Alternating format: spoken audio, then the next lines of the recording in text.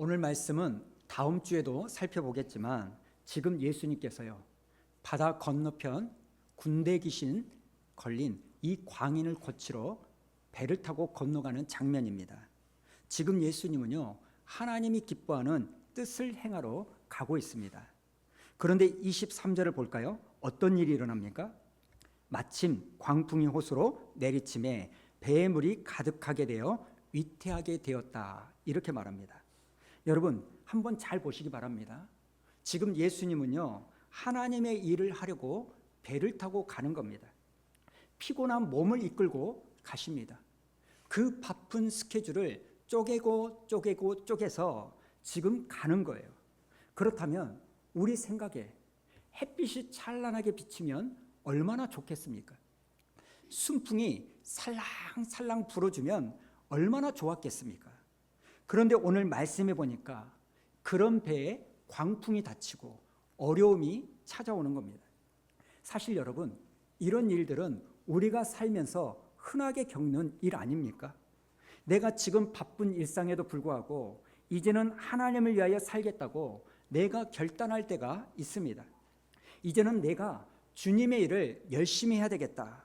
그래서 시간도 구별하고 물질도 구별해서 하나님을 섬기겠다. 우리가 이렇게 딱 결정하고 나면 내 앞길이 막혔던 것도 열리고 대로변으로 풀리면 좋을 텐데, 이것과는 정반대로 생각지도 못한 어려움이 찾아올 때가 있다는 겁니다.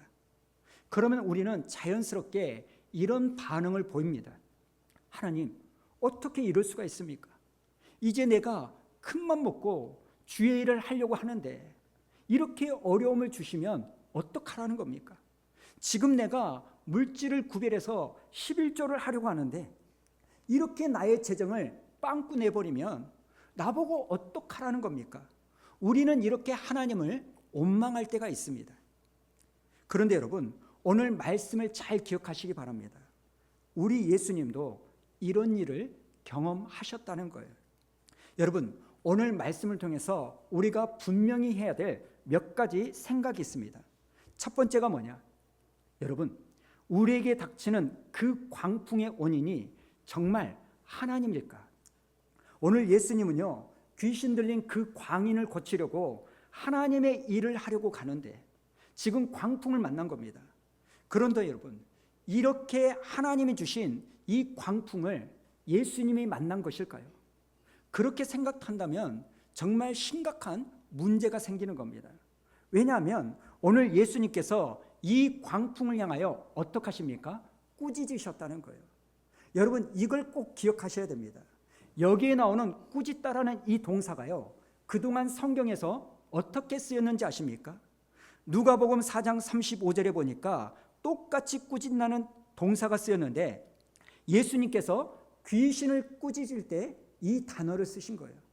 그리고 그 다음 39절에 보니까 예수님이 열병을 꾸짖으니까 그 열병도 떠나갑니다. 그리고 오늘 똑같은 단어를 주님이 사용하여 풍랑을 꾸짖는 겁니다.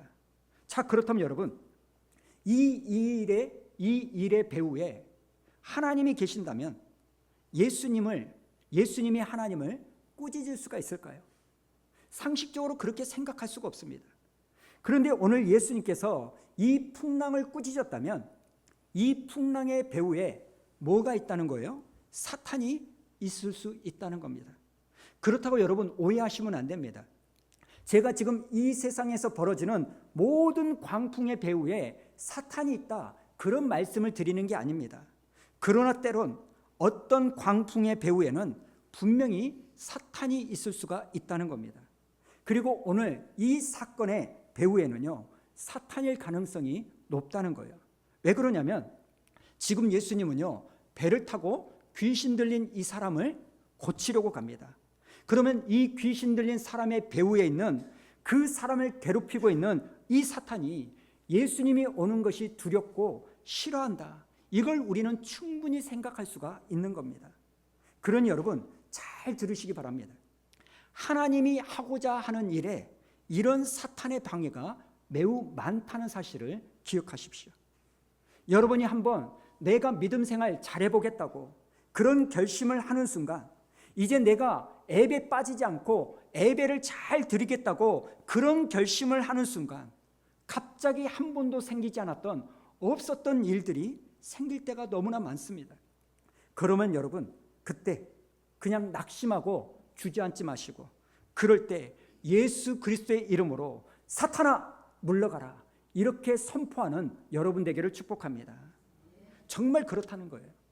내가 하나님의 뜻대로 살려고 할 때 무슨 문제가 생기면요 오히려 우리는 이걸 생각해야 되는 거예요. 아, 내가 지금 하고 있는 것이 정상인 같구나. 내가 지금 하려고 하는 일이 하나님이 기뻐하시는 일인 같구나. 이렇게 생각하시면 됩니다. 그리고 그럴 때마다 예수 그리스도의 이름으로 선포하시기 바랍니다. 나사렛 예수 이름으로 명하노니 이 풍랑은 잠잠할지어다. 영적 어둠의 권세는 떠나갈지어다.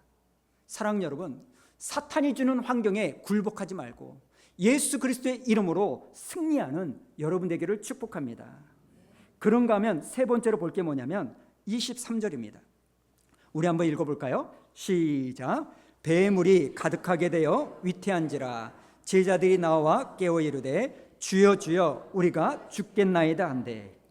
여러분 오늘 말씀을 보니까 한 가지 주목할 만한 상황이 있습니다. 그게 뭐냐? 이 제자들은요 광풍을 만나자마자 처음부터 예수님을 깨운 게 아닙니다. 그럼 언제 깨웠느냐? 배물이 가득 차서 위태하게 되었을 때, 이제는 정말 죽을 것 같은 그 상황이 되었을 때, 그때서야 예수님을 깨웠다는 겁니다. 그렇다면 여러분 왜 처음부터 예수님을 깨우지 않았을까요? 첫 번째로 생각할 수 있는 것은 예수님이 지금 너무 고나게 주무시니까 깨우지 못했을 수도 있습니다. 그런데 제가 보기에는요 이건 아니라고 생각합니다. 여러분 지금 풍랑을 만난 이 제자들의 대부분의 직업이 뭔가요? 어부입니다. 뱃사람이에요. 그리고 지금 잠을 자고 있는 예수님의 직업은 뭐였습니까? 목수였다는 거예요. 그러니까 여러분 직업이 목수인 이 분을 깨워서 뭘 할 겁니까? 지금 자기들은 뱃사람이고 어부고 평생을 고기 잡던 사람인데, 여러분 이 제자들이 어부였던 사람들이 이런 풍랑 처음 만났겠습니까? 이런 풍랑은 한두 번이 아니니까 자기들이 충분히 이 정도쯤은 컨트롤할 수 있다고 생각했을 거예요. 그런데 그렇게 용을 쓰다가 안 되니까 나중이 돼서야 예수님을 깨운 겁니다. 사실 우리도 이렇게 하지 않습니까? 우리도 어떤 문제가 생겼을 때 우리는 제일 먼저 주님을 찾지 않습니다. 내 인맥을 먼저 떠올리고 그 사람을 찾아갑니다. 내 기술과 내 노하우, 내 경험을 의지하는 겁니다. 그렇게 내가 할 수 있는 방법을 다 해보다가 꼭 마지막에 더 이상 안 되면 어쩔 수 없어서 천부여선이 의지 없어서 죽게 옵니다. 손 들고 옵니다. 이렇게 찾아가는 겁니다. 여러분 문제가 생기면 처음부터 주님을 찾아가는 여러분 되기를 축복합니다. 그리고 네 번째로 생각할 것이 뭐냐면, 여러분 이렇게 주님이 바람과 파도를 꾸짖어서 바다가 잔잔해진 다음에 25절에 예수님께서 제자들에게 이렇게 말합니다. 제자들에게 이르시되 너희 믿음이 어디 있느냐? Where is your faith? 너희 믿음이 어디 있느냐? 여러분 이 말씀을 통해서 우리가 지난주에 나누었던 네 가지 마음밭 중에 제자들의 마음밭은 돌밭이었다는 것을 알 수가 있습니다. 여러분 13절을 한번 보여주시면 지금 제자들은요 말씀을 들을 때 기쁨으로 아멘 아멘 이렇게 받았습니다. 그런데 문제는 뭡니까? 시련이 닥치고 어려움이 찾아오니까 뿌리가 없어서 그냥 넘어지는 사람이었다는 거예요. 그리고 우리는요 오늘 예수님이 말씀하신 너희 믿음이 어디 있느냐, 이 말씀을 통하여 우리는 믿음에 대하여 몇 가지를 생각해 볼 수가 있습니다. 여러분 사실 사람들은 믿음에 대하여 이렇게 말합니다. 믿음은 보이지 않는 거야. 우리 생각에 믿음은요 보이지 않는 거라고 생각합니다. 그런데 성경을 보니까요 좀 다른 이야기를 하시는 거예요. 마태복음 17장 20절에 보니까 예수님께서 이런 말씀을 합니다. 지금 제자들이 왜 예수님 우리는 귀신을 쫓아다니지 못합니까? 이렇게 물었을 때 예수님께서 너희 믿음이 작은 까닭이라. 그러니까 주님 보시기에는 작은 믿음이 있고 큰 믿음이 있다는 거예요. 마태복음 8장을 보니까 백부장이 나옵니다. 이 백부장이 뭐라고 말합니까? 주님, 오시는 거 내가 감당할 수 없습니다. 오지 말고 그냥 말씀만 하셔도 내 하인이 낫겠습니다. 이렇게 말하니까 그때 주님이 놀라면서 뭐라고 말하냐? 8장 10절 우리 한번 읽어볼까요? 시작. 예수께서 들으시고 놀랍게 여겨 따르는 자들에게 이르시되 내가 진실로 너희에게 이르노니 이스라엘 중 아무에게서도 이만한 믿음을 보지 못하였노라. 아멘. 그러니까 여러분, 주님 눈에는 큰 믿음이 보이고 작은 믿음도 보이는 거예요. 사랑하는 여러분, 여러분은 믿음이 있으십니까? 주님이 오늘 여러분의 믿음을 보려고 할 때 기왕이면 작은 믿음이 아니라 주님이 깜짝 놀랄 만한 큰 믿음을 보이는 여러분 되기를 축복합니다. 그런가 하면 사람들이 또 말합니다. 야야, 너한테 믿음이 한번 생기면 그걸로 끝이야. 이 믿음은 잃어버릴 염려를 할 필요가 없어. 이렇게 말합니다. 그런데 성경은요, 또 다르게 이야기하는 거예요. 오히려 주님은요, 저와 여러분의 믿음이 떨어질까 봐 염려하십니다. 누가복음 22장 31절 우리 한번 읽어볼까요? 시작. 시몬아 시몬아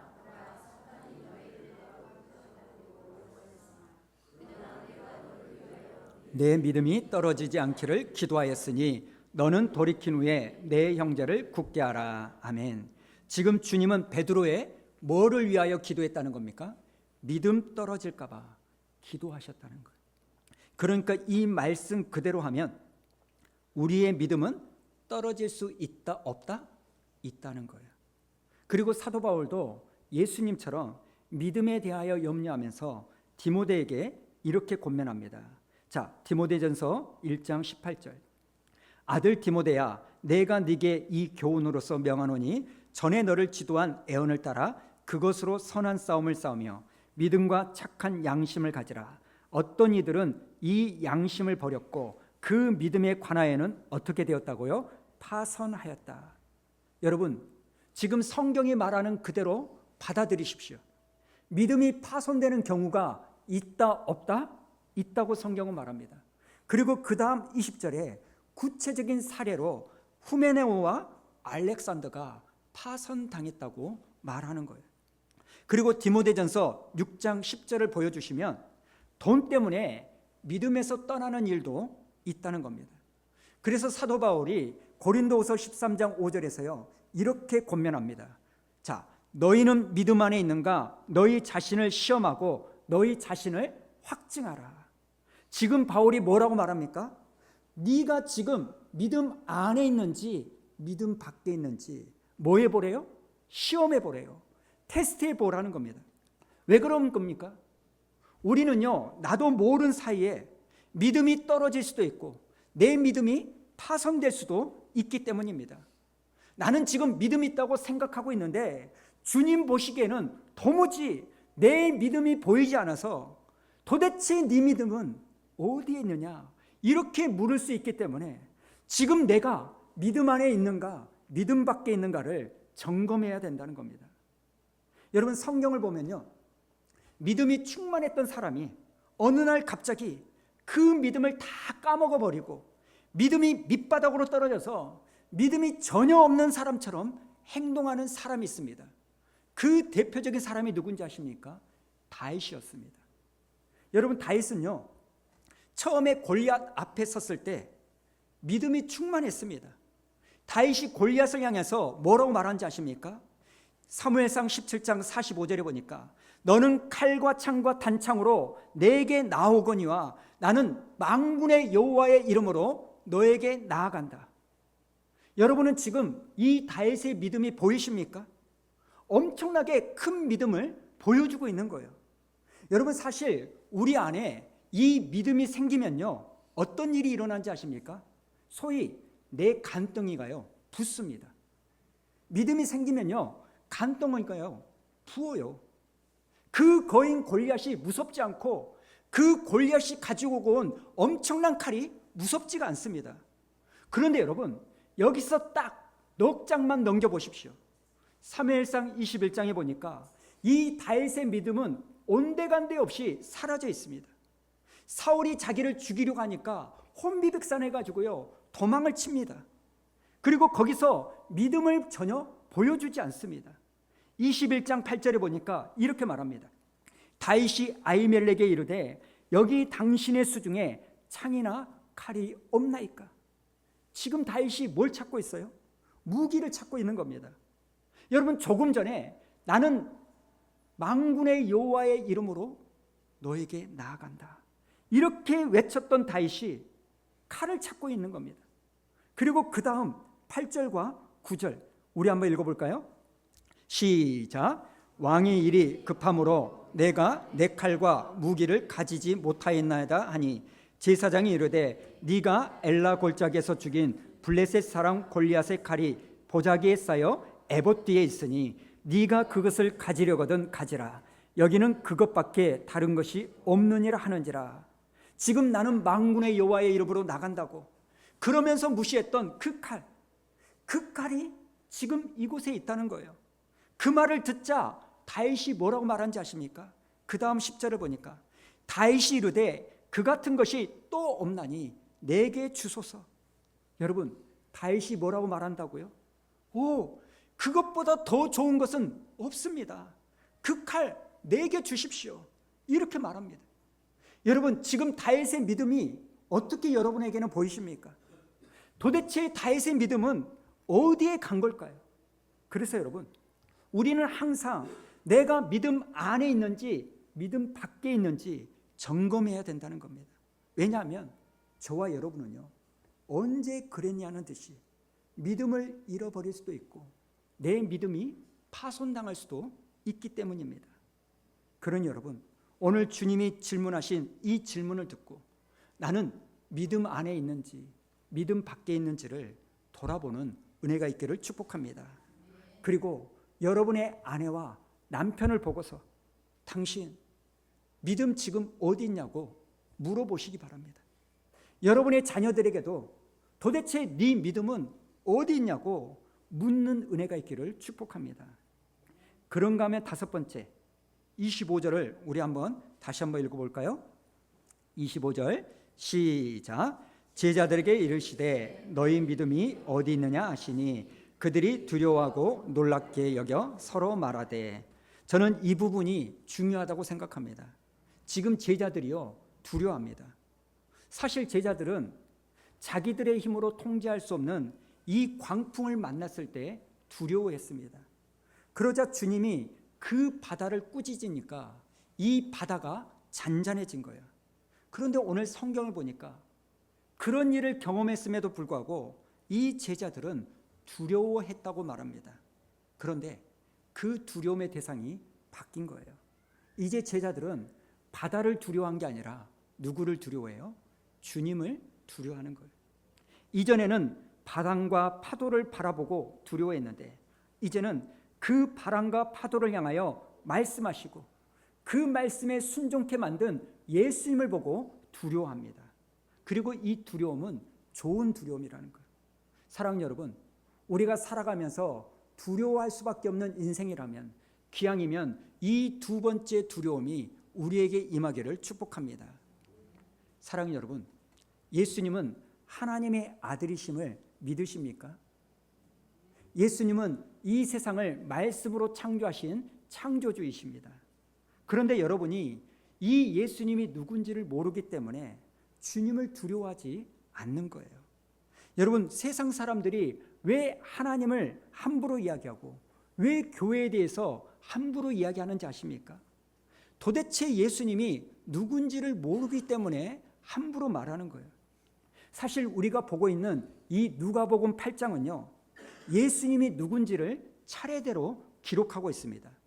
오늘 말씀해 보니까 예수님은요 바람과 파도를 향하여 명령하시고 그리고 그 바다가 잔잔케 만들 수 있는 능력을 가진 예수님으로 나옵니다. 그리고 다음 주 말씀에는요 귀신도 예수님의 말씀에 떠나갑니다. 그리고 그 다음에 보니까 12년 된 혈병의 여인도 예수님께 고침을 받는 장면이 나옵니다. 그리고 마지막 8절에 보니까요, 회당장 야이로의 딸이 죽음에서 다시 살아나는 역사가 일어나는 거예요. 사랑하는 여러분, 질병도 죽음도 주님 앞에서는 무력할 줄로 믿습니다. 여러분, 예수님이 누구십니까? 바람과 파도도, 귀신도, 질병도, 죽음도, 온 세상 모든 만물이 예수님 앞에서는 굴복하는 존재임을 깨달으시기 바랍니다. 그런데 문제는 도대체 예수님이 누군지를 모르기 때문에 함부로 이야기하고 두려워하지 않는 겁니다. 여러분, 왜 사람들이 하나님에 대해서, 특별히 교회에 대해서 함부로 폄하하고 욕하는지 아십니까? 그 사람들은요, 예수님을 보지 않고 사람들만 보기 때문이에요. 사실 우리 모습을 보면 되게 문제가 많은 사람들입니다. 세상 사람들보다 사고를 더 많이 치고요, 세상 사람들보다 죄를 더 많이 짓는 모습을 보여주기도 합니다. 그런 우리를 보고서 세상 사람들이 그런 이야기를 하는 거예요. 그런데 여러분, 우리는요, 이런 우리의 모습을 보지 말고 예수님이 누군지를 똑바로 보라고 말을 해야 되는 겁니다. 왜 그런지 아십니까? 마치 이런 거예요. 내가 지금 병원에 갔는데 병원의 모습을 보고 하는 말이 뭐냐면, 아니, 뭔 놈의 병원에 이런 중증 환자들이 많아? 이 병원 못 쓰겠네? 이렇게 말하는 것과 똑같은 거예요. 내가 병원에 갔더니 감기 환자도 있고, 코로나 환자도 있고, 암 환자도 있고, 팔 부러진 환자도 있고, 피부병 환자도 있고, 별의별 환자들이 엄청나게 많은 거예요. 그런데 그 모습을 보고, 아, 이 병원 못 쓰겠네? 이렇게 말하는 것과 똑같은 거예요. 여러분, 우리가 병원에 가면 뭘 봐야 됩니까? 중증 환자를 봐야 합니까? 아니잖아요. 우리는 병원에 가서 환자를 보는 것이 아니라 나를 고쳐줄 누구를 봐야 돼요? 의사를 봐야 되는 거예요. 그러니까 똑바로 이야기해 주셔야 되는 겁니다. 너는 병원 가서 환자 보냐 아니면 의사를 보냐? 그것하고 똑같다, 이렇게 말해 주셔야 되는 거예요. 교회가 왜 그러냐고? 교회는 원래 그런 곳이야. 원래 교회는 환자들이 모이는 곳이라고 말해 주셔야 됩니다. 자기가 병든 사람이라는 것을 아는 사람만이 교회에 오는 곳이라고. 그런데 너는 자꾸 중증 환자 보고 그 병원을 평가하면 그 병원이 얼마나 억울하겠냐. 그러니까 너 사람 보지 말고 예수님 보라고 똑바로 얘기해 주시기 바랍니다. 자, 마지막으로 한 부분만 살펴보고 마치겠습니다. 25절 5절에 보니까 이런 말씀이 있습니다. 그들이 두려워하고 놀랍게 여겨 서로 말하되, 그 다음에 보니까 뭐라고 말합니까? 그가 누구이기에 바람과 물을 명함에 순종하는가 하더라. 그가 누구이기에, 그가 누구이기에. 제가 이 말씀을 묵상하면서 좀 재미있는 생각을 해드렸습니다. 사실 지금 제자들은요, 바람과 파도가 잔잔해지는 걸 보고 놀랐습니다. 그가 누구이기에, 예수님이 누구이기에 온 자연 만물이 순종하는가. 그런데 여러분, 사실 바람과 파도는요, 이때만이 아니라 처음부터 하나님 말씀에 계속해서 순종해 왔다는 사실을 기억하십시오. 성경을 보면 온 천하 만물이 하나님의 말씀에 처음부터 순종해 왔습니다. 그런데 유일하게 순종하지 않는 존재가 딱 하나 있는데, 그게 누구예요? 우리 인간이에요.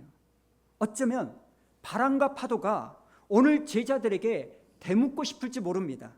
니들 인간은 도대체 누구이기에 하나님 말씀에 순종하지 않느냐.